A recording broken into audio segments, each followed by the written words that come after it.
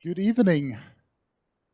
Good evening, everybody. And honestly, I'm a bit sorry for disturbing because I see a lot of enthusiastic discussions here in the room, and I think this kind of getting together and meeting each other is great. And there's a lot of things to talk about, and we have a great topic today.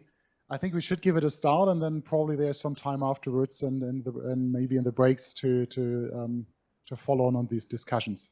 My name is Rolf Löwisch.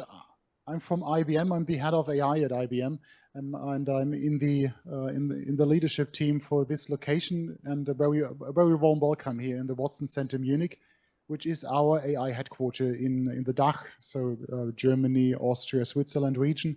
And it's a very important location for us here. We just have 5 of this kind worldwide at IBM, so it's really a commitment from IBM to Munich and to this location. And one of the reasons why we are here with such a presence is because of the nearby universities and the nearby expertise. And this is something where we, as IBM, take a lot of advantage getting the expertise, getting talents, getting somebody to talk to and to have a sparring partner. And on the other side, it's always a pleasure for us to have Technical University here, which is really great. It's really a name in the university sector. Everybody knows Technical University Munich, and so it's a pleasure to welcome you here. I was asked to introduce a little bit about the location. I think that I've done, but one important fact, you're about 100 meters above Munich. So I think in terms of, having some good discussions, I think this is the right level of flight height. And what is IBM doing? It was a little bit the question, and why the hell are we thinking about AI ethics, and why is this important for us? And I have a few impressions on that I want to share with you. And first of all, let's have a look on what are we doing with AI, and what is IBM doing. And I've brought you some cases we just implemented with clients and organizations here in the DACH region over the course of the last year. And one is, you see AI in the preservation of keystone species. In this kind, it's about elephants, tracking them with the help of AI. And AI is recognizing the elephant on the photo from the wild camera, recognizing which specific elephant it is, and then you can track with the help of geospatial models where is this elephant walking, and what are the typical tracks he's using, and what is in the way of this track. So it's about preservation of species and preserving our nature. On the other hand, it's about fighting against the climate change. And we have developed together with the United Nations Development Program a solution which is a combination. On the one hand, it's time series in terms of getting a prognosis, what amount of energy I will need in a specific area of the world in the year 2030, 2090, or specific in a certain date in that time. And then on the other side, compare this to what amount of energy in terms of renewable energy is available there. And you can combine this with a geospatial approach and see what areas are getting red or green in terms of availability versus demand, and what is the next area of crisis due to this, and very important in terms of getting forward in terms of the climate change. Or look at Boehringer Ingelheim, the development of antibody therapies, and find the next medicine. AI can help there a lot if you combine a model that understands biomolecular relationships and understands this language, combine this with the research of Boehringer Ingelheim, and you can do amazing things and save a lot of money there and be much more fast in times to market. Or think about regulation. BaFin, German regulator for finance and insurance, is using IBM technology to really read all those documents they get, and they get more than 4 million documents a year, something they never can read with about 4,000 employees ever. So LIL helps them to really increase the quality of their supervisory function and makes things possible that haven't never been possible before. And last example, and this is well, we are in Munich, but there are other car inventors outside of Munich, and one is Audi, and they're using AI to interact with their clients. And in this case, it's when you call Audi and ask, well, can I bring my dog to the Audi Innovation Forum in Ingolstadt? Then you have a good chance that an AI is answering this question to you on the phone, and you will not recognize it. Well, we're saying there is an AI in place, but in fact, you wouldn't recognize it. And this is saving them a lot of money, a lot of time, because they get about around 4,000 calls every month of that quality. Is, can I bring my dog to the Audi Forum? This is not really value creating for Audi, but it's important in terms of client reputation and client satisfaction to answer these questions. And being able to answer this on a premium level is great for them, and is a real good business case for them. And what we see in the market is AI is ready. AI is, it's not a hype, it's becoming reality. And what I see from our clients in our research with our clients, and we're asking our clients on a C-level every year through this global CEO study, they have been showing us, okay, well, the ROI of AI is really increasing, especially through generative AI over the course of the last 2 years. So AI is everywhere, is getting everywhere, and it's creating value, and it's important for enterprises to adopt AI and to really use it. And now the question is, why are we here? And why are we here at IBM thinking about AI ethics? Why do we care about this? It's just about getting money, you could imagine. Well, in fact, I think it's two things I want to bring into this question. And one thing, I think it's just about doing the right things at the end. And I think it's just feeling, and it's good and it's right to think about AI ethics from a moral and a value perspective. And I think due to this reason, at IBM we have established AI ethics boards, we have our ethics principles, we have AI governance established. We are one of the signers of the Rome call for AI ethics, together with the Vatican in Rome. Quite interesting paper. And we are in, I see some smiling, obviously. I have a round of experts here, that's great.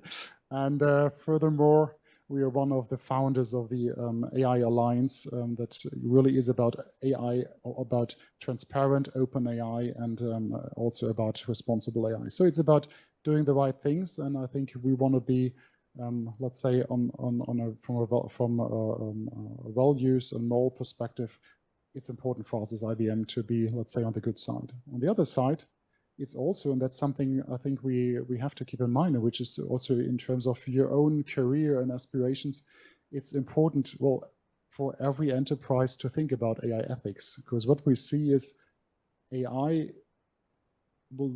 is creating values when it is being adopted, when enterprises, users, clients, employees, citizens use the AI, and this can only be possible if they trust the AI. So at the end, ethics is about trust. And trust creates adoption, and this at the end creates ROI.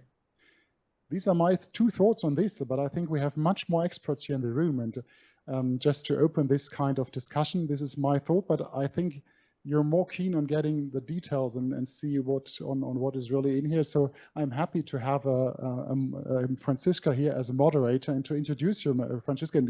Please, a round of applause for Franziska. Franziska is a postdoctoral researcher at the Institute for Ethics and Artificial Intelligence at the Technical University Munich. Her research interests revolve around ethics of technology, moral psychology, machine ethics, and science communication. In particular, she focused on investigating the reciprocal relationship between AI systems and human morality. Currently, she's leading the MoralPLai AI project. She will talk about this later, and which focuses on implementing a creative approach to conducting, educating, and communicating AI ethics research through the lens of arts. So I think, Franziska, it's a pleasure to have you here, and happy to have you here as the moderator of the evening and as our first speaker here around the MoralPLai AI project. Thank you. Yes, thank you very much, and also welcome from my side. And I would like to thank the entire IBM Innovation Studio for allowing us to host this event here at this very astonishing, breathtaking location. Unfortunately, it's already dark, but I was told that you can see the Alps from here when we have very strong light. So yeah, with that, having said that, 2 years ago, the Institute's directors, Christoph Lüttke and Caitlin Corrigan, initiated our first event here at the IBM Watson Center. And this year we approached IBM again because we saw a great synergy between us and IBM for one of our research projects in specifically, and therefore today I would like to talk about this specific project, which is called the MoralPLai Project, and I'm going to show and tell you why this specific project is a great fit for the IBM efforts, but also for the efforts here at the IBM Innovation Studio. And we see that with generative AI and specifically with language-based AI systems, we as humans can more and more so rely on automation in our decisions. And while these AI systems were initially not developed to help us with our ethical decisions, we see in studies that we can actually ask these AI systems also for moral guidance. And within a few studies, on the one hand, we see positive effects of doing so and as well as negative effects of doing so. On the one hand, these positive studies show that, for example, large language models provided moral explanations that were to what extent or how to engage in a certain situation and what is right or wrong in certain situations. And these moral explanations were rated higher than the moral explanations provided by human counterparts. So therefore, in one of these studies, it was argued by the authors that large language models do possess some sort of moral expertise already. Then on the other hand, we see other studies that talk about ChatGPT's inconsistent moral advice. For example, when providing a moral dilemma to ChatGPT, you see that it provides completely opposite advice to the same moral issue. So therefore, we do have these ambiguous results and a lot of arising questions. So for example, to what extent will large language models actually help or hinder our ethical decision making? What are the long-term repercussions on our ability to make ethical decisions independently? And then lastly, how should we design large language models so that they are human-centered? And looking at all these questions, we see that it is very essential to talk about or inform affected stakeholders and the broader society. And what we in academia usually do when communicating our findings is, first of all, we publish in our academic journals, or we go to conferences and present our results there, or we give lectures. But considering that what we are talking about in our field of study is very important to society and has potentially drastic societal consequences, we think that there should be more creative ways of science communication and more innovative ways of and spaces where society and academia can come together. Enter MoralPLai Project. What we're trying to do there and what we're exploring is to develop a research-based theater in the field of AI ethics. And what we are doing essentially is collecting data around the topic of large language models and moral guidance. And these scientific findings we are not just publishing within academic journals, but we actually want to develop a research-based theater and script and theater play. And this is going to be performed next year in Munich at the America House. So please save the date and come to the show. And of course, this is not a solo performance. We have a great team who make this happen. And therefore, I would quickly like to point who's behind the MoralPLai Project and who's involved. So at the IEAI, we have, of course, Professor Lüttke and then Anastasia Arizzi, who's a communication expert in the project. We work together with international partners. For one, theaters professor Carries Chrisney at the University of Notre Dame. Then we have Jeffrey Schnapp from MetaLab at Harvard. And then also some of the TUM partners that are also here today. So Johannes Beetz and Felix Meyer from the TUM Center for Culture and Arts. And then also we have 7 great assisting students who are also here today and who help us with research, communication, and outreach activities, organizational matters. Justin, Lan, Ru, Selin, T, Arfa, and Etsky. And then, of course, our collaborators, the America House and IBM, who make this happen. So what are our key goals? First of all, we would like to create knowledge in the field of AI ethics, and we would like to share this knowledge with the broader society in an engaging manner. And then also, we would like to exchange that knowledge with the audience on their preferred system requirements or necessary restrictions, for example. And by this, we hope to facilitate a reciprocal knowledge exchange to facilitate human-centered use and design of AI systems as moral dialogue partners or advisors. And all of this is happening within a stage, within a theater hall, in order to show and not just tell our scientific findings. And with this, it's a perfect link to why we're here today and why IBM or the IBM Innovation Studio is the great fit for us to collaborate, because the very motto of show don't tell is the IBM Innovation Studio's motto. So therefore, with having said that, I would like to close this introduction and kick off the panel discussions for today. So welcome the speakers to the stage, and let's start. Let's welcome all the panelists and the speakers for today to the stage. Professor Christoph Lüttke, Professor Nils Köbes, Dr. Markus Walk, and Professor Johannes Beetz. And we will proceed as follows. So to start, each panelist will give a brief, maximum 5 minutes, presentation to offer insights into their current work and their relation to the topic of today's panel discussion. And following the individual presentations, we will then join in or transition to the joint panel discussion. And at the end of the panel discussion, we will open it up to the audience, to you, to your questions.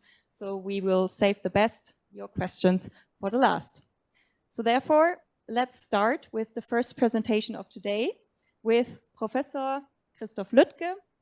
He has a background in business informatics and philosophy, and he is, since 2010, he holds the chair for business ethics, as well as since 2019, he's the director of the Institute for Ethics in AI at Technical University of Munich. The floor is yours.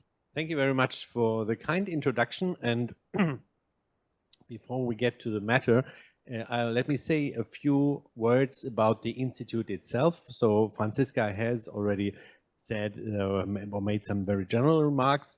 And of course, I know that probably a lot of you know about the Institute already, but nevertheless, let me say a bit what we are, what we do, and who we are. So, as you said, we have been around since 2019, and we do all our work in an interdisciplinary way. So, like in this project, like in the MoralPLai Project, in other projects as well, we are working directly together with those who are developing those systems, who are developing software, with the engineers, with the computer scientists, with the medical doctors, and those who are implementing autonomous driving as well, of course.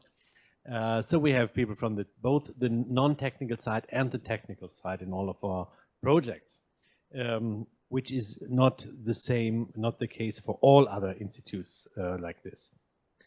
Here are some of the research areas that we work on. So, for example, AI for mobility, which includes autonomous driving again, but also generative AI, which is a recent cluster that we opened up with a new project, Align AI, that is here under the direction especially of Caitlin Corrigan and Oksana Bock. AI in the future of work, which includes AI and ethical aspects of AI in the working place. And of course, medicine and healthcare sector is an important one too. So yeah, there are a lot of projects under all these clusters. You will find them on our website. So why should we use AI? Why should we not use AI? I would say this is most cases, most times, this is not a question anymore. So when we opened this institute in 2019, there were a lot of ethical questions about should we use AI? Should we not use AI? More like, should we use the nuclear bomb or not? A bit exaggerating maybe here, but it was like that. So here I would say our questions now range around in what way should we use AI and what guidelines we should have for using these systems. And in this project, and in particular in this article that's mentioned here that Franziska and others wrote together, this was about how, what do experts say, and there were a lot of experts here interviewed, what are the practical, the societal, and the epistemic viewpoints on ethical decision-making on AI. For example, what guardrails, this is a term that is nowadays often used, the term guardrails, how can they help in doing AI, working with AI systems, in this case, quick decisions that people cannot make, and how can guardrails be helpful here? What are the obstacles here that we face in terms of inflexibility and lacking timelines, but also, again, efficiency and precision in the decision making? That is from a practical point of view. From an epistemic point of view, questions here are how can we calibrate flawed decision makings? So decision makings of human beings are often not correct in many ways. We are humans after all. But how can we adjust here? How can AI help in this process of adjustment? But there's also a downside to it, possible over-reliance and too much trust in the technology's suggestions. That is a common problem that we face, and there are studies that show that even if the systems themselves don't make the decisions, but just give us suggestions, but in more than 90% of the cases, you go with the suggestion that you get offered. And I find this actually quite an interesting question.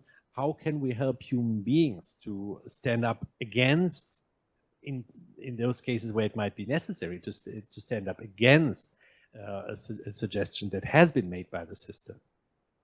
Because those situations will come. Not all the time, but they will be there.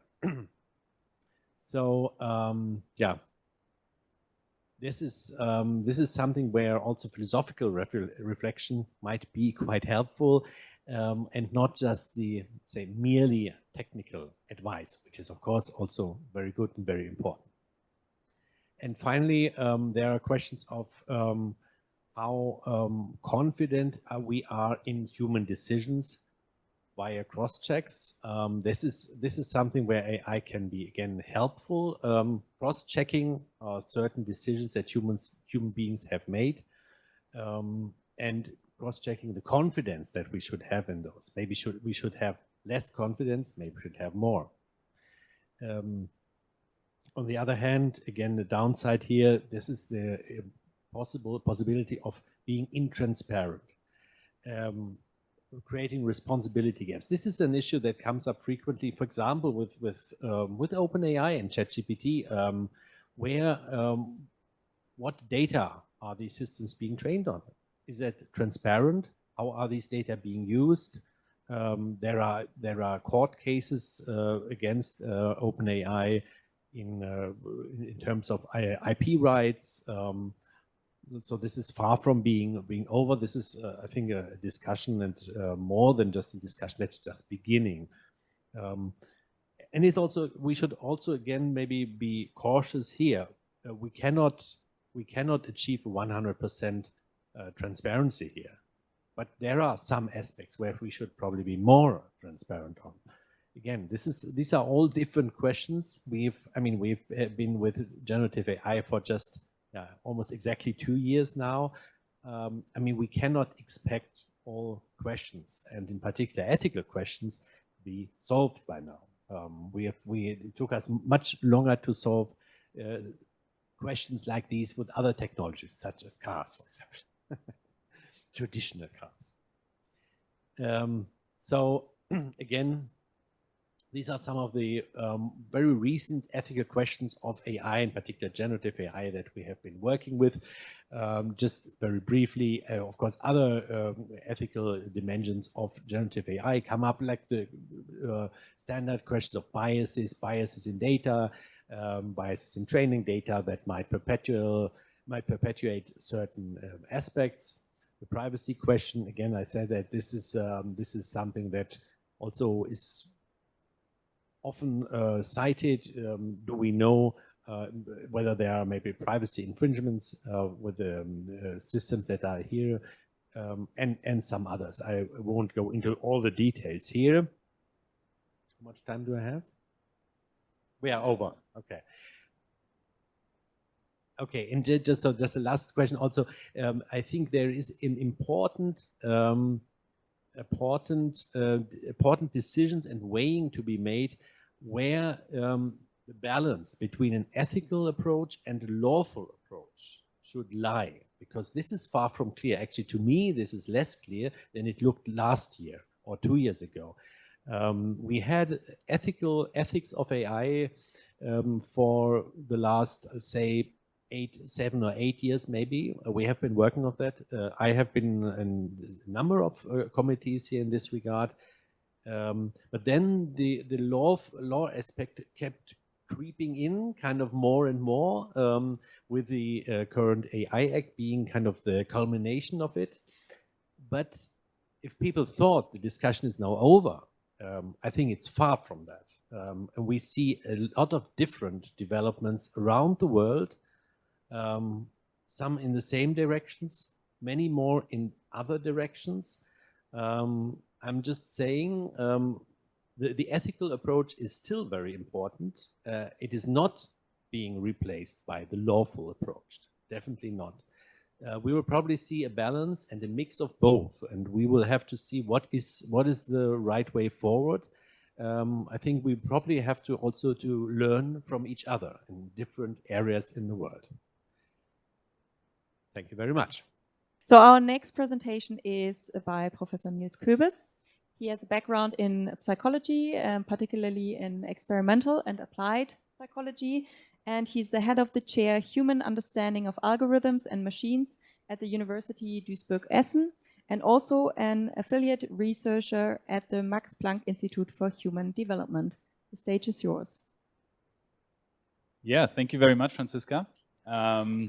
I am very happy to be here. I realized when listening to all the talks before that what we are trying to do at the newly founded research center in Duisburg is actually very similar to what you've been doing and what basically also other centers in Germany have been doing. So really happy to connect.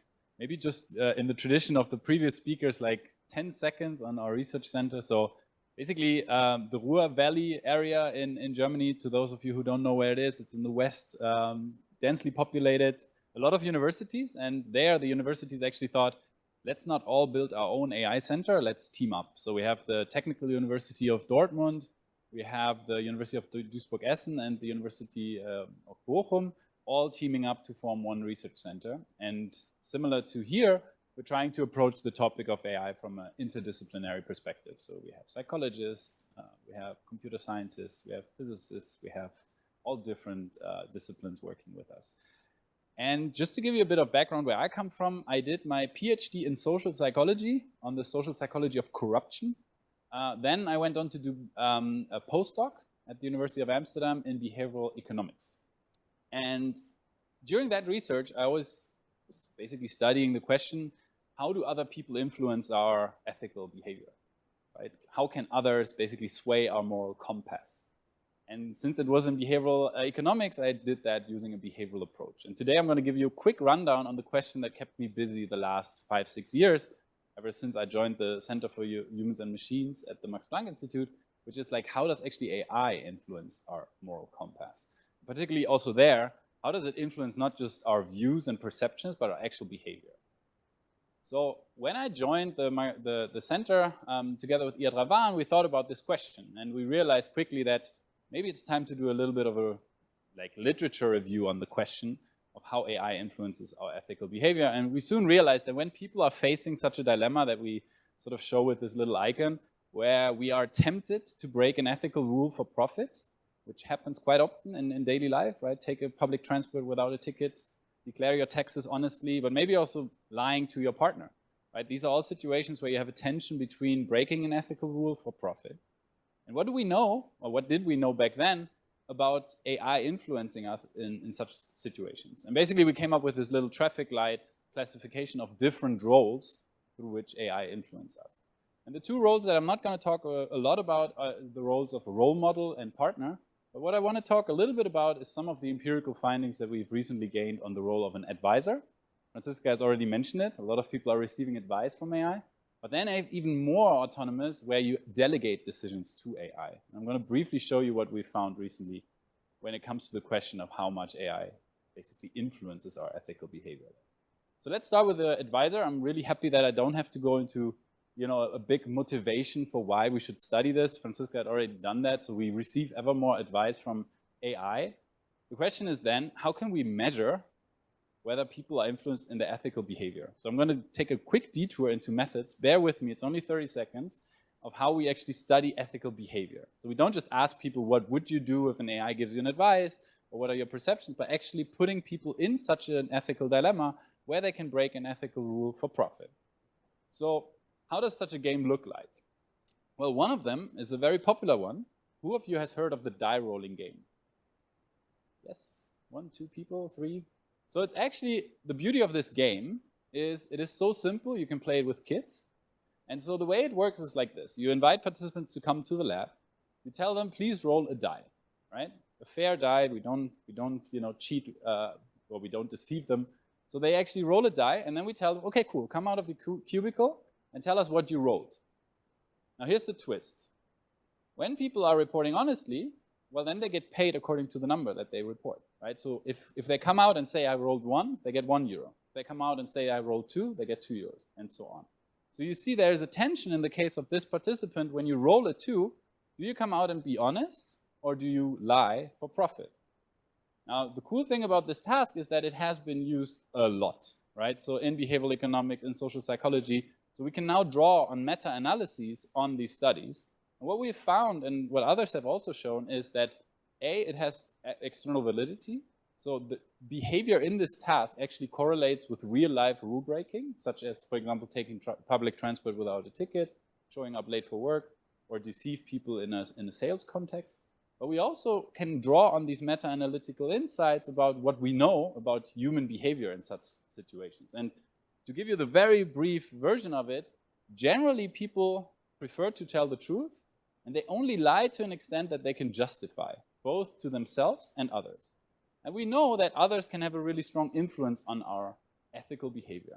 Now the big question is, can AI influence us as well? So we're using this task, this die rolling task, and we basically conducted one experiment where we gave people advice. And they either received advice from a human or from an AI. Back then, we started this with GPT-J, which was state of the art back then. For those of you who have been in the space a little longer, they might remember. But the bottom line of what we find holds with more like newer models as well. Essentially the following. if you tell people, be honest in this task, and it's a human or an AI telling you that, people completely ignore this advice. They keep cheating. If, however, a human or an AI tells you that you should lie, people follow such an advice. Now, in this case, they don't know who the advice is from. They just received the advice, then did the task. Question is, from a policy perspective, what happens if you actually tell people where the advice is coming from? What we find there, nothing happens. So people are not influenced by knowing that the advice actually comes from an AI. Now, let me briefly wrap up by telling you what we found when it comes to delegation to AI. So here we studied some of the most commonly used interfaces through which you can actually tell an algorithm what to do. Rule specification, supervised learning, goal specification. So basically there you have different interfaces through which you tell an algorithm how to behave in this task that I've just shown you. What we find there is that when you see the first line is how often people lie when they're doing this task themselves. What you see in the line 2, 3, and 4 is that cheating goes all the way up when people can specify to an algorithm what it should do on their behalf. So it seems like an algorithm to do a dirty job on your behalf seems to liberate us to break ethical rules. And we also recently did that same study where people would actually tell via natural language to an LLM what it should do on their behalf. There we see similar levels of cheating that is actually delegated to an AI or a human. And maybe concerningly, LLMs are way more compliant than humans are. So if an LLM receives an a prompt to actually cheat on people's behalf, 93% of the cases they do it. Whereas for humans, you have around 53% of cases where people don't do it, where they basically say, I'm not going to lie on your behalf. So let me wrap up. What we basically find is indeed AI can sway our moral compass, and it can facilitate justifications for unethical behavior. So what should we do about it? One is we need more behavioral AI safety research. So what I mean by that is research that actually tests how people are influenced by AI. Not so much only studying AI itself, but how it influences our behavior. And so ideally, we communicate these insights to policymakers and to basically try to understand how we can also leverage AI, for example, in the fight against corruption. And then finally, we should actually be studying more and more these more intimate relationships that we are forming with AI. So we actually just had a paper on the term synthetic relationships that shows how there are new risks emerging when people are not just having one-time interactions, but repeated interactions. And so I think we need more research on these emerging risks there. On that note, thank you very much. Thank you very much. And with our next presentation, we will move to Dr. Markus Walk, Senior Advisory Architect, Gen AI at IBM. He studied information systems at the University of Erlangen-Nuremberg, where he also received his PhD, and where to this date he also gives guest lectures at the chair of IT management. All right, thank you very much. Okay, so thanks, by the way, to all these speakers so far for giving nice advice on what to do with these systems. I'm going to take that and work with that in the future. As already said, I'm a senior advisory architect. What does that mean? Well, that means on a day-to-day basis, I think about how to build AI systems, and I consult other companies and also partners on how to do that. And most often you think, okay, that's just building a system, building an application, and then just making it work, right? Is that the only goal that I work towards, making it work? Well, actually, it usually isn't, and there's lots of questions that do arise, and a lot of them actually go into that ethical field, right? So people, companies, and also the public space, they want to know, how can I build systems that are ethical in some kind of way? Well, how do they influence the people that use them? And there's one question that kind of is occupying my mind for the last few, weeks and months, and that I'm focusing more and more in my work, and that is, who is the trigger? We already had that when I came here, so Franziska asked the question, what does the trigger actually mean? What is that, right? And what I think about when I think about who's the trigger in an AI system, it's who triggers that a decision is going to be made and how that decision is going to be influenced. And most of the time, what we actually see is, oops, not that. I think there's a slide missing. What we see is usually we have humans running, around using something like ChatGPT to say, okay, get me some data. I want to know this and that. Please give me that information. So the human actually decides what the AI is supposed to do, and then they can take that information that comes out of that and then make a decision based on that. That's kind of what we're used to, right? That's how most applications are built. But actually what we're seeing nowadays is that in many applications, we're going away from the paradigm. So users aren't the only ones triggering decisions. There's actually an application, a study that we're doing at the moment, where the application that we're building, the human isn't the trigger for the AI, but the AI is the trigger for the human. So we have a big system running on generative AI, doing all kinds of tasks in the back end with AI agents. They can kind of decide for themselves, to a certain degree, what they're going to do. And they actually have the ability to ask a human to do something. This is, by the way, just something I mocked up. The interface looks a bit different, and this is in German, so I'm going to play your large language model in translating this. And here it says, "Hey Marcus, I just worked on the request XC35. Could you please, add some information on architecture for that till the end of today, so I can, send it off."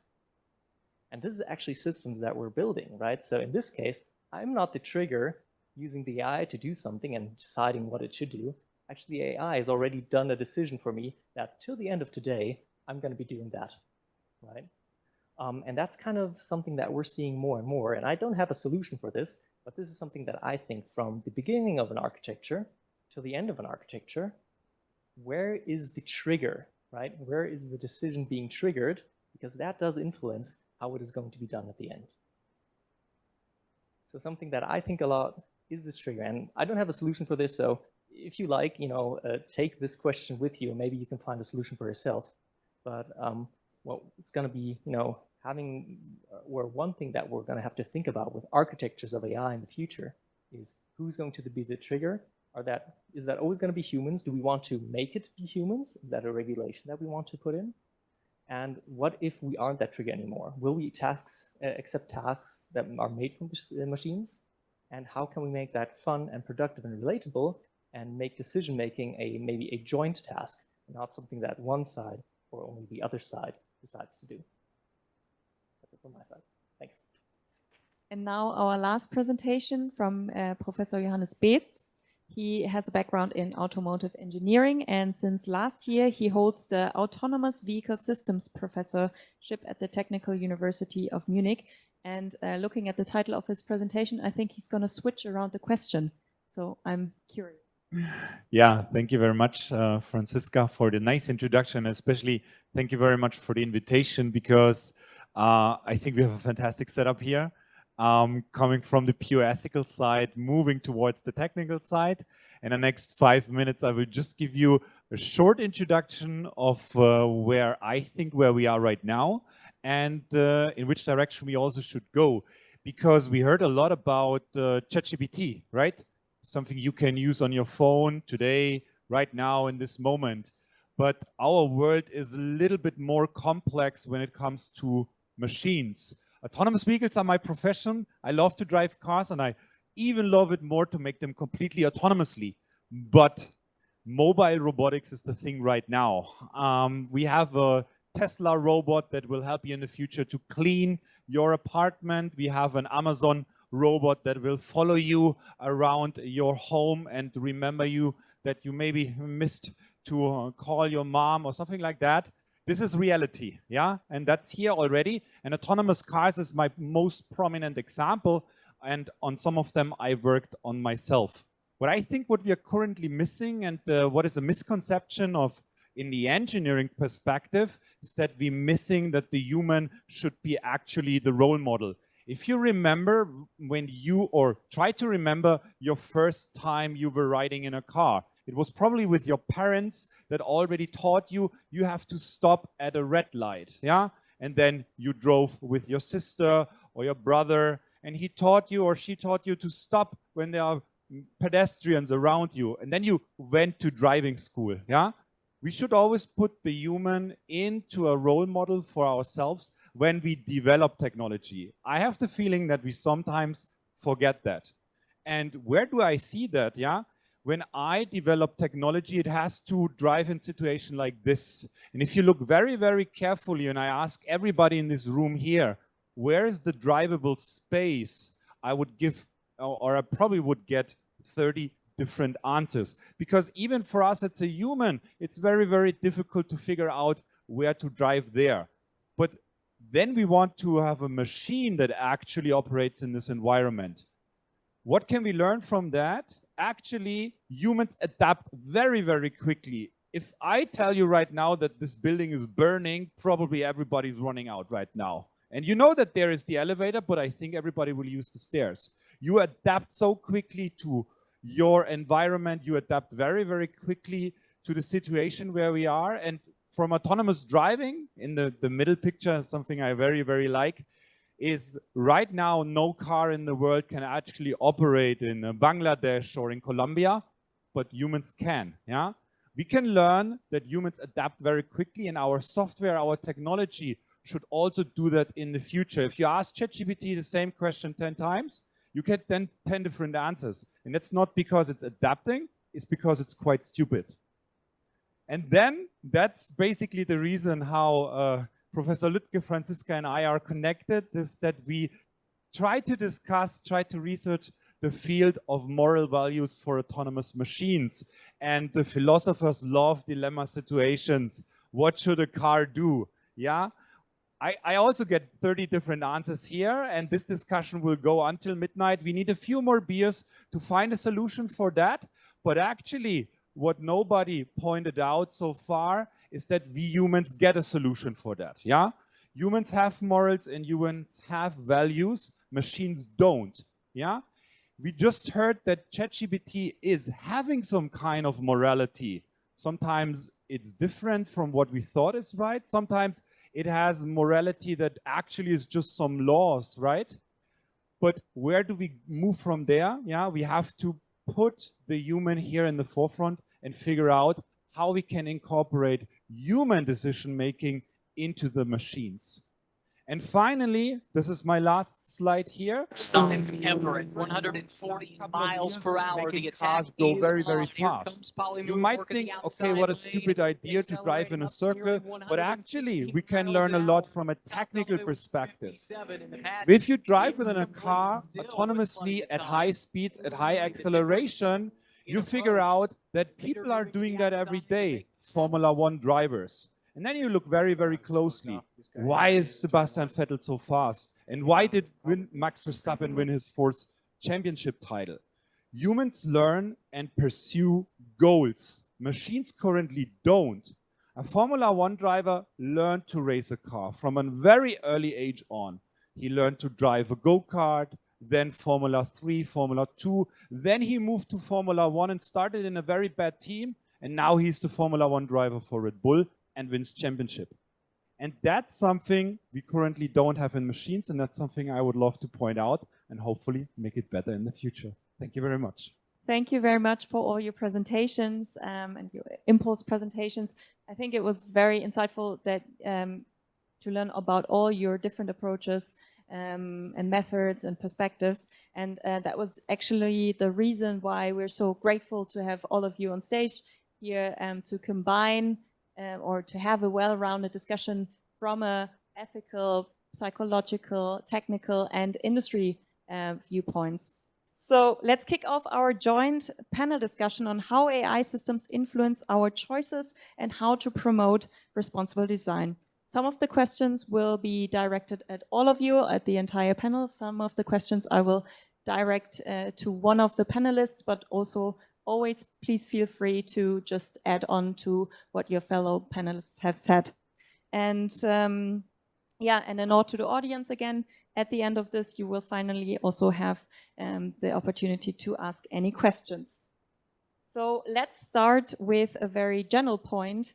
What are the most likely areas, both in business and private life, where individuals might seek out advice from AI systems?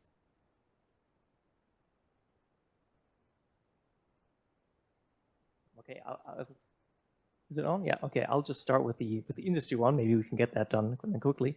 So what I'm seeing here is that people are often using this in a very structured and thoughtful way. So what they do is they're kind of, okay, I have this task I have to do.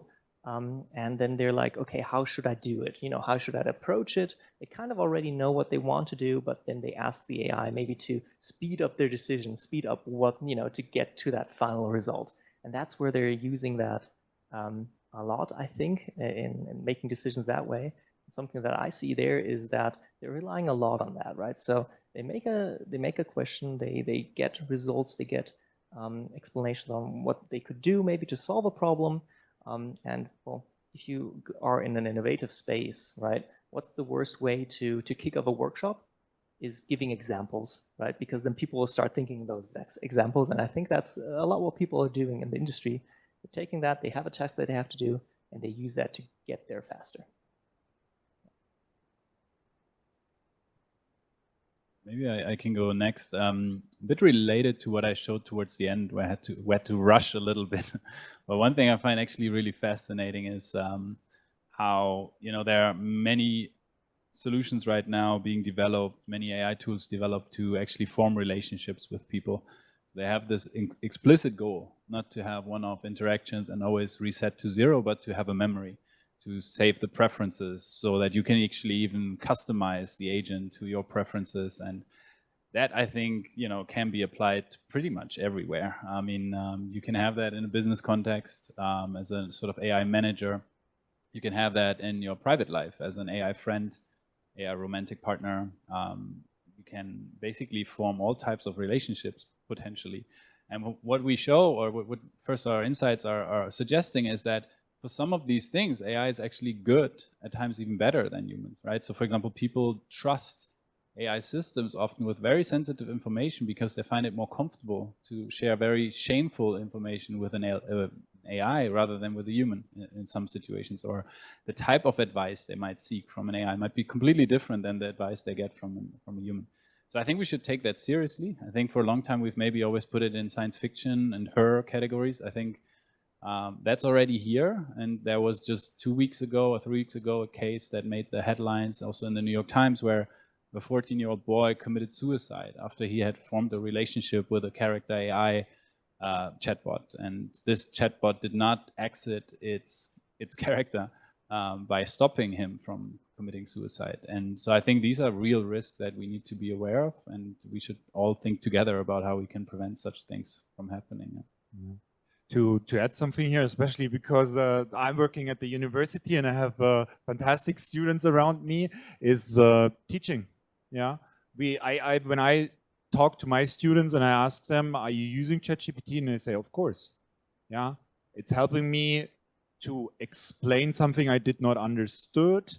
It's always there, right? My professor or my teacher is not always there, and I can ask this technology, can you explain it to me on a different level? Yeah. So we see, especially in teaching, a lot of usage there. And I saw just recently also a post about the company who offered that kind of teaching consulting. And when ChatGPT was released, their stock market dropped immediately. So companies that sold these kind of support before are basically, yeah, not used anymore. And we see the students, young students, what we also just heard, a 14-year-old boy, using that technology to get some advice. Just one small addition, because you said which people or where would people seek advice. And I think we should also not neglect this includes children. And also young children. There are interesting cases and reports where even quite young children just creatively use, for example, Alexa for asking questions about everything, maybe questions they would not ask their parents. And of course, nowadays, also using generative AI. I mean, we're only at the beginning of that, but like, learning from that and learning in their own way and on their own pace. I think the possibilities are endless. And now we mentioned a few times, for example, ChatGPT, and on your website, but also on your presentation today, Professor Köbes, I saw that amongst others, you're focusing on language-based AI systems. Therefore, my question to you is not just focusing on decision-making, but also on ethical decision-making. Why are language-based AI systems uniquely positioned to influence our ethical decisions and behavior?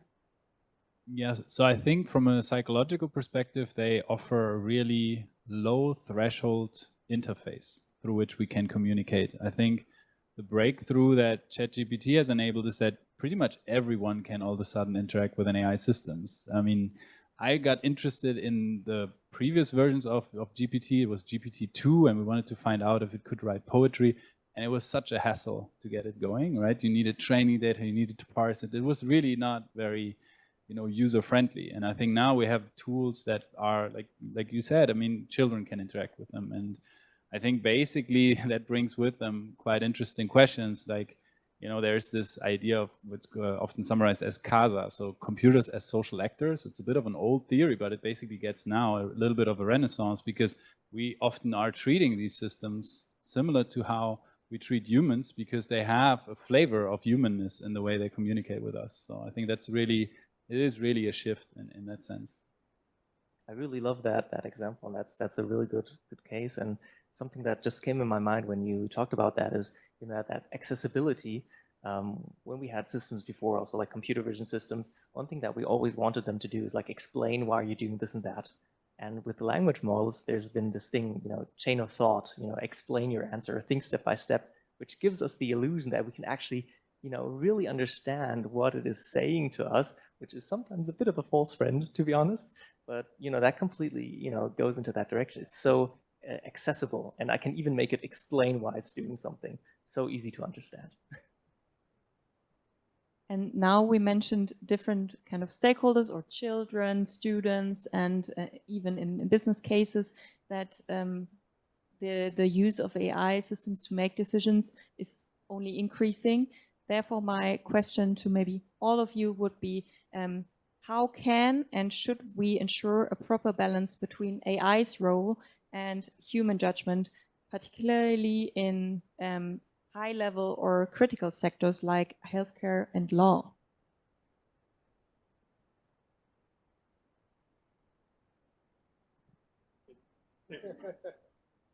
But there's not a simple answer to that.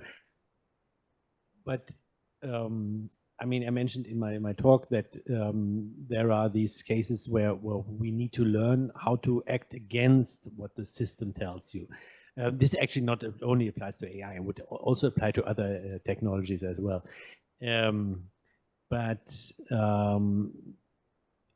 Yeah, I think what is important and what we can learn from AI ethics is that this interdisciplinary work is important, and not just theoretically and not just in research, but what we have done in many of our projects, that you need some other competencies in the development teams, in the development stage, in maybe in different ways, whatever ways, but so not just to have this kind of one input and not just look at it from a mere technical point of view, because what we find is in many cases, what has the problems that need to be solved, major problems that need to be solved in developing AI, are not merely technical problems. Should the car be the trajectory of the car be programmed in this or that direction, and how close should it be allowed to get to a truck or to a pedestrian, whatever. So those are questions that require this kind of human input. I mean, human in the sense of other capabilities, ethical capabilities, maybe law, and there this also, I think, cannot just be delegated to an AI. Not at this point, maybe at some point you can. Then we have an AI ethics as an ethical bot or something, but we are not yet there, I think. Yeah, to add here, I think I totally agree with that. We are not there yet, but the discussion is going on. What I see currently, and maybe from IBM can also give their input here, is that companies also have some regulations about you cannot use ChatGPT because you cannot upload company data, period. Yeah, so we have to develop our own system. For example, at IBM, we have to develop our own large language model that we use at IBM, because then we can feed it our data. And I think especially in that high risk areas like healthcare or law, we need very specific developments that we know it was only fed specific data. And based on that, we can build up. Absolutely, right. And that is one of the big cases, right? Building your own systems that you can trust, where if you're deciding where a decision is being made, you kind of know what's behind it. There was once a call, this is actually almost 2 years ago, where there was this big company, a big German company, and they were on a call and they were asking, me, can you help us build a zero trust AI model, a model that's completely free from bias and that we can trust completely? And I was sitting there in my seat, like sweating. I'm like, let's talk about this. But obviously the answer was no, right? So there's lots, going into that. Where's the system? How can I trust? And that, kind of goes into the thing that I talked about, the trigger, right? Also knowing where is a decision coming from and who is participating in a decision, especially if it's in a medical domain, also if it's in a management domain where people are affected. I mean, that's something that we're governing a lot, which is, I think, a very good case. And one anecdote from an application that we built just a few months ago, and this was to generate code, right? It was about generating code, like super, super useful use case. The company head, the CEO, he had one really strict rule. He's like, I don't want the system to do anything by itself. I want a human developer to put in the spark. So the system shouldn't generate anything unless an idea comes from a developer, and then it's good, right? So that was his thought about this. He wanted a human to definitely be, the first instance or the final instance in that decision-making process. Concerning the triggers, I have another question, because you mentioned in your presentations that, of course, we don't only have the human to be the trigger, but a lot of different triggers enter the equation. So therefore, considering all these triggers, many of which are only partially within your control, how does IBM ensure that its system remain human-centric and are not misused for unintended purposes or produce undesirable responses? Yeah, so we do have quite a few things in there, and part of that is, of course, the design of the system itself. So, how is it designed? And then we actually have a big team working on things that are called AI guardrails, which you might have heard of. And these guardrails are systems that we put in place to make the model act in a specific way. Those may be literal guardrails where we're saying, okay, you're a chatbot and you talk about support for telecommunications. If there's any topic that is not explicitly this, you don't talk about it, right? So those are some very simple things. That's filtering, hate speech. That's, of course, checking not only the human input, but also the model output, of course, both of that. Because with some applications, I always give a few, real life applications, is because we built quite a few, and especially for customer facing or, openly accessible chatbots, you would be amazed by what people put in there and, see what comes out. So we do have a big suite of AI guardrails that are ready to use that we put in there. We do have an internal tool called IBM Consulting Assistance that we can use Gen AI every day, and it has a built-in bias and guardrail so that, we can turn that off for experimentation, but it's usually turned on so that, we can be safe about what's in there in terms of where does the information come from, is it biased, and is it harmful? So, yeah, we're building tools to do that. And as you might have realized, we're now moving slowly to the governance and responsible design. And therefore, Johannes Beetz, you mentioned one potential solutions of how to develop the next generation of intelligent algorithms, namely using humans and their values as role models and guiding principles. So looking ahead, what do you identify as the most significant technical challenges in designing AI systems that align with human values over the next few years? Yeah, for me, it's definitely to having conflicting values. Yeah, and so I'm working currently on a project where we have robots operating in environments, especially like elder care, And there was one question that came up is you have a patient that is risk or has a high risk of diabetes. And this patient asked the robot to get some cookies. So as a normal human, you would say, yeah, maybe just a half one, then it should be good. Yeah, but how do you teach the robot actually to deal with that kind of conflicting values? So what we currently saw is that we do not know the full moral landscape that is possible from a technical point of view. We don't know it, yeah? As I said, when I show this dilemma situation, we have 30 different opinions, and 30 times I will get an explanation why you have this opinion. It's currently technically not existing. And I think that's something we definitely have to build up. And maybe now moving to the legal challenges, Professor Lüttke, would you like to share your thoughts on maybe what are the key legal challenges when it comes to the responsible design of generative AI? Yeah, well, there are a number of, we face different legal frameworks. This alone is not easy to see where it goes. And then now we have a lot of uncertainty that is being created by those new frameworks, like for example the AI Act. Yeah, in whatever way you see it, but for the moment, we cannot help but witnessing that a number of companies, like for example Apple and Meta, have already decided not to deploy their new versions of AI on the German market or on the EU market in general, because they are it's unclear to them what the AI Act will mean and what fines they might face in terms of, like, I think it was 5% of global turnover as a potential maximum fine.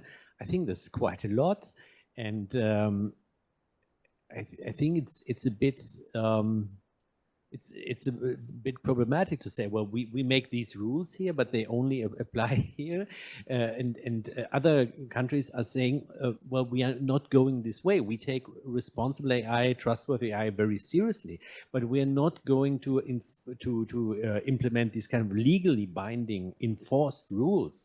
Japan has said that, the UK has said it's quite similar, India. The US executive order that we have is not the same way as the AI Act is, and so what we should look at we should look at it more in the details, in more closely. We might need regulation. For example, when it comes to autonomous driving, we have the German law on autonomous driving. We've had it for 3 years.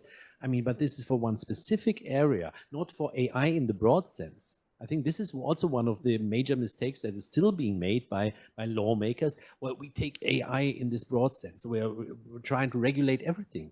It's very naive. It's a very naive view, and it's actually not just going to be can be ignored. No, it's going to backfire for the companies in the EU, and it will also not help the people here. So we should really see what we can do about this and rethink.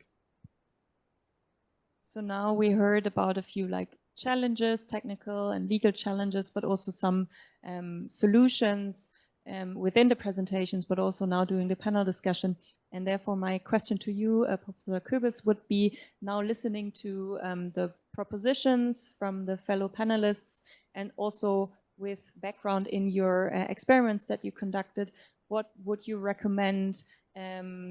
What would be additional actions that you would recommend so that we forgo the risk of AI giving us unethical advice?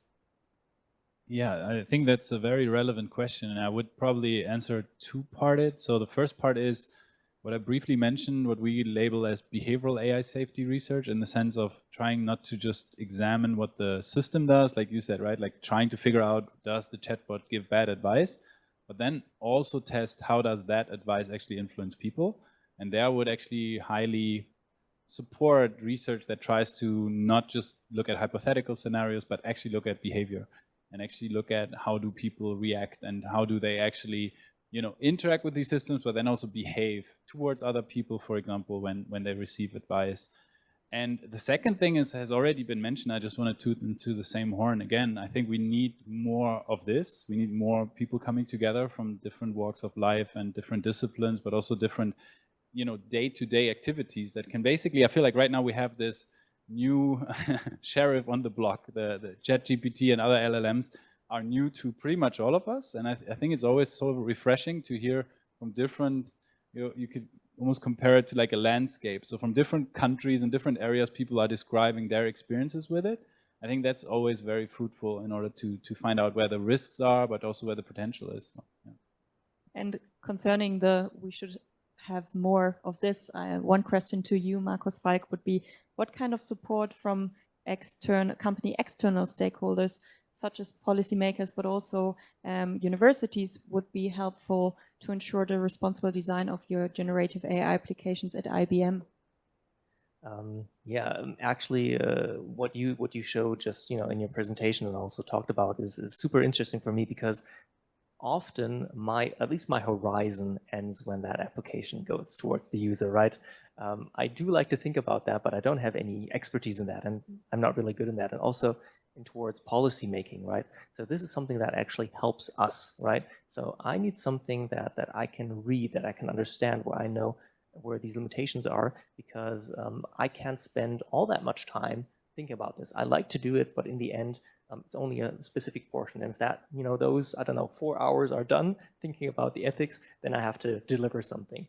And I think many people building upon these building with AI, be that with generative AI, but also other AI systems, are very, very grateful for, finding information about ethics, about rulemaking that they can actually use easily and they can understand easily. I think maybe the MoralPLai is one example of, transporting that information to maybe us in a way that we can use that really good. So having good outlets for this thing, and rules are one thing, right? Laws, and we use them, but of course, reading through them can be kind of tedious sometimes. So having other and very accessible ways of consuming ethical guidance and law guidance would actually be very helpful. And let's maybe switch the question around, directed at the other three panelists from academic institutions.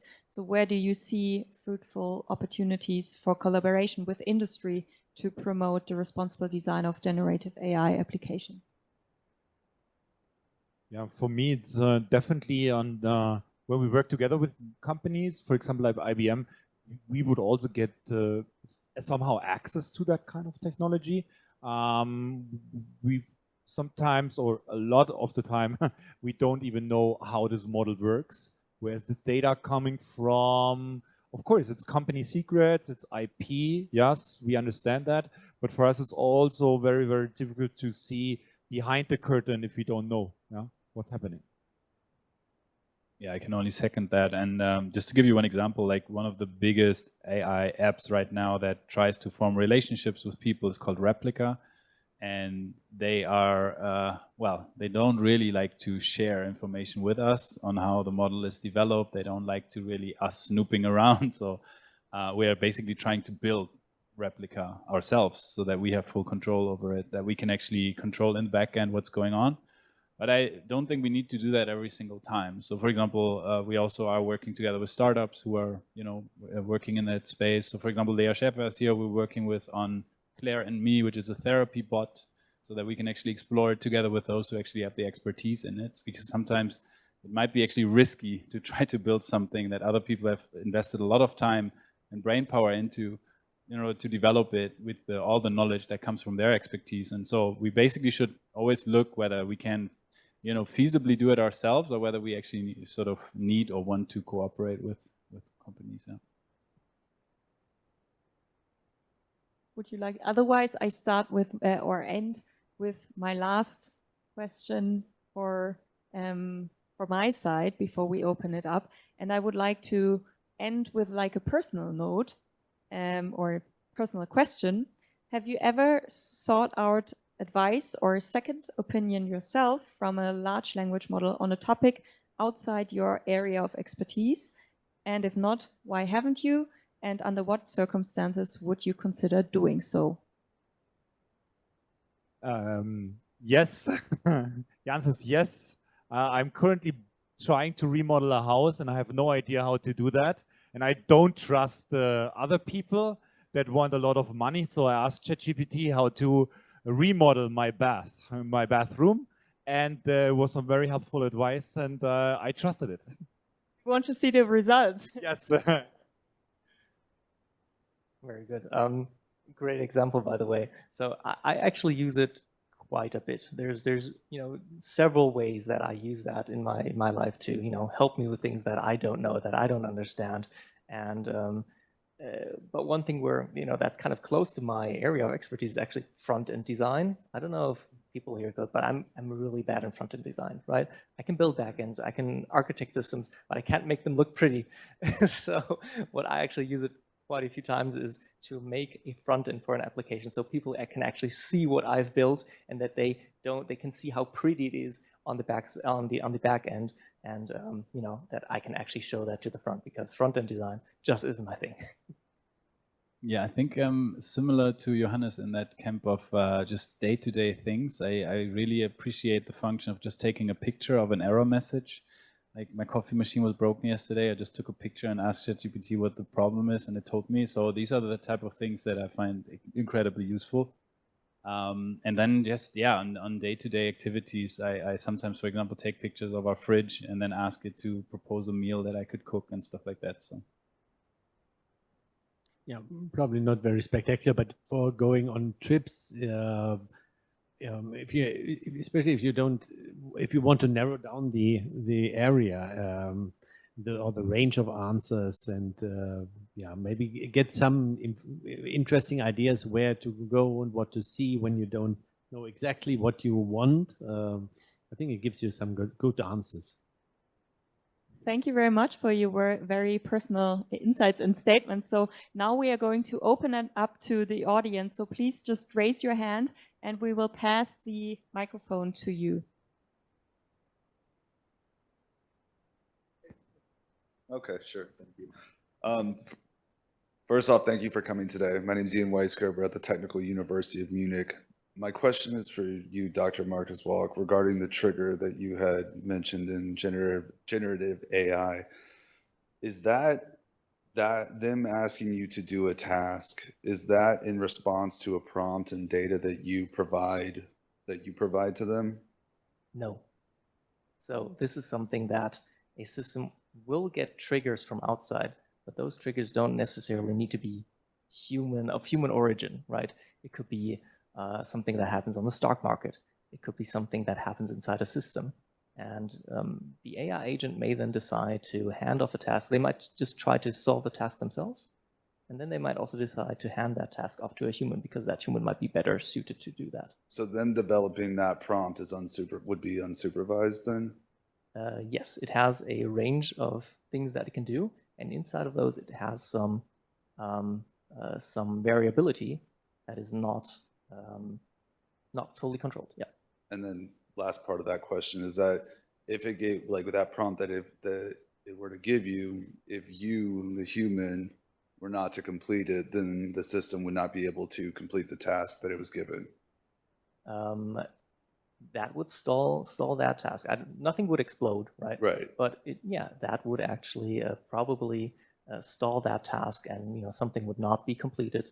And this might be a very simple task where it's like, okay, somebody else can do it, or it just isn't done and somebody else waits for some time. But it might also be something where, something's not being delivered. Thank you, sir. I think there was another question. Yeah.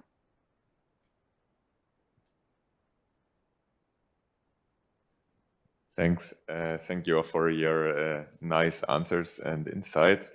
I have a question regarding some of you mentioned that fulfilling the legal requirements in Germany and in the EU can be kind of tedious, and there are some companies that try to like automate this exactly using AI.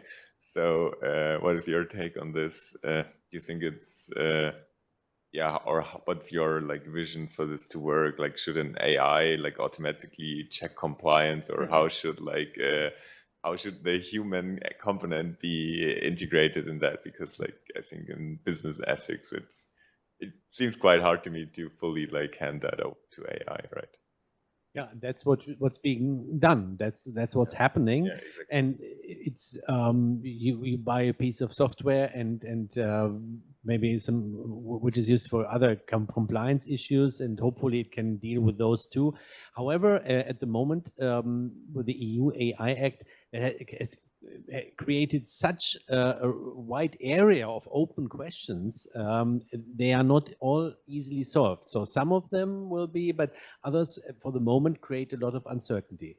We had the person who was responsible for the EU parliamentarian who was responsible for that. He was speaking in our institute last year, and we asked him, what does it mean, conformity assessments? How should they look like? And he said, I don't know. That will have to be developed. And maybe at some point it will, and it is being done, but for the moment it creates a lot of uncertainty, and in other areas of the world it does not create that uncertainty. And that's the question: where do you go for developing these systems? So that's my point about that. And yeah, maybe anyone wants to add. And maybe just one additional point, because if you're a large company and you already have a large compliance department, then it's easier for you to deal with those questions. And if you are a small or medium-sized company, if you're a startup, it's not so easy. It's far from easy. And I think this is another problem which no one really has thought of. And do you think AI can make it easier for smaller companies? It can help, certainly, but I mean, AI also has to be trained, right, on the right systems. And if it's something that's completely new, and even those policymakers themselves don't know how it should be applied, I'm not sure if AI can be that smart. Maybe just one little note on that. So the way I use, for example, LLM is actually, I trained it on the AI Act. And so then I can actually ask it, because I don't want to read the, 500 pages. So I just ask, like, is this in the AI Act? If yes, tell me where. And then it can make it a bit easier to find this information. But it's not fully automated like you have in mind. Also, I mean, it's a misconception to think that everything is there and everything is clear. It's not.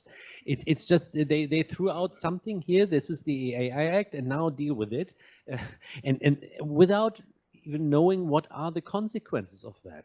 And they are sometimes explicitly saying that, yes, that's the way we did it. And I think this is actually not a responsible way of doing a law, I have to say. Yes, one more question in the front. What's your take on the data ownership by training LLM? I believe, my opinion is, we have the EU AI Act, it's good. First put a rule, then decide upon how we deal with it. What's your take on the LLM development? So they don't want to enter the market. It's their decision. Yeah, I mean, as you said, so I think if you really make a rule, then you should know what it can achieve, if it's better than any alternative. A lot of that has not been checked. Generative AI has been around for 2 years now. I think the time is too short, actually, to know what would be the best regulation. Even if you need a regulation, I remember very well, there was 30 years ago, regulation or the reduction of regulation for the telecom sector. It took many years to just study the effects of that. And after, it was definitely more than 10 years to study the effects and then come up with a regulation that fit in that time. And here we simply don't have the time. So yeah, I think we should look at that more. And data ownership, I don't have a good solution for the moment. I really can't tell you the way forward. I think we need more time to look at it and see what effects do we create if we make it stricter and if we make it less strict. We also, for example, need more sandboxes. As far as I know, in Germany, this is still not possible legally. Maybe someone can correct me, but lawyers have told me this is not possible. So even if the EU AI Act asks for sandboxes, legal sandboxes, it is not possible to do them in Germany. So yeah, I think you cannot create something like this if you don't know what you are doing.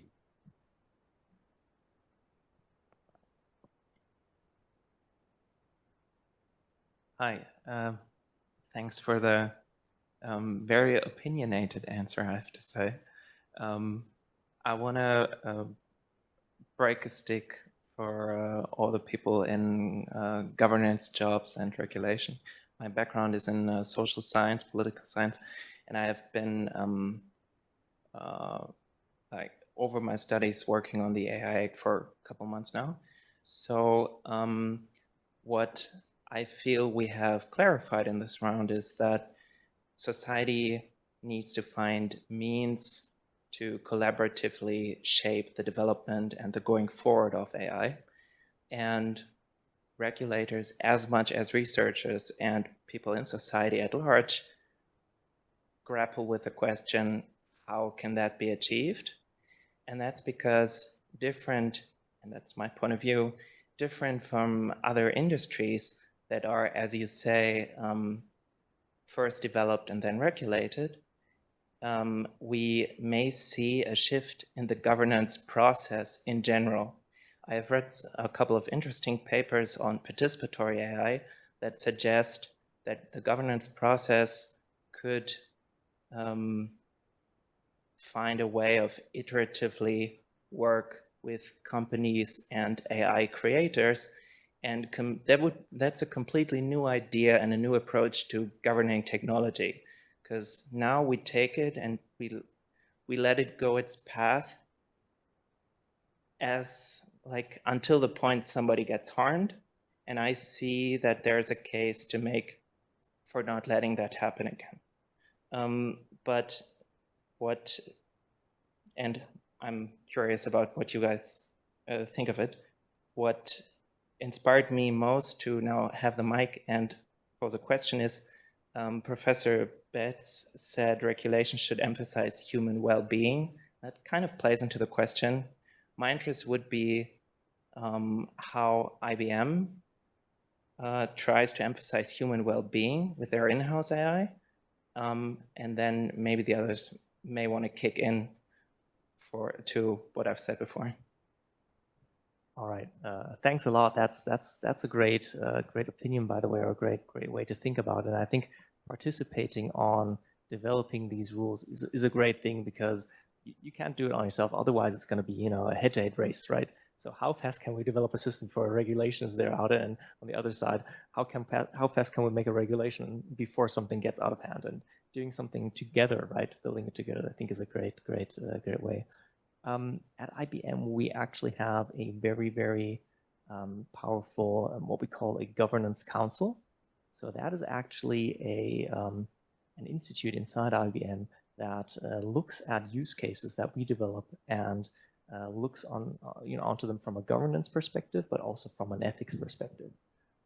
And in the end, we do quite a bit of research into that area. How can we make these systems that work together? And we're not always asked to do that, by the way, right? It's not that, somebody, asks us, oh, please make the system, super human friendly or, with a human in mind. In the end, we're often at times asked to develop the system so that it's efficient, right?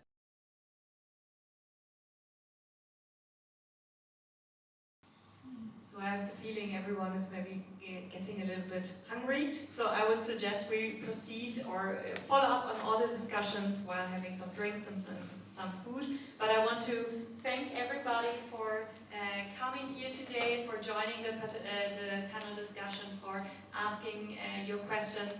I want to thank the IBM Innovation Studio for hosting this event here. And lastly, I of course want to thank all the experts, all the panelists, for joining us and presenting their amazing work on the topic of generative AI, human decision making, and responsible design. Thank you.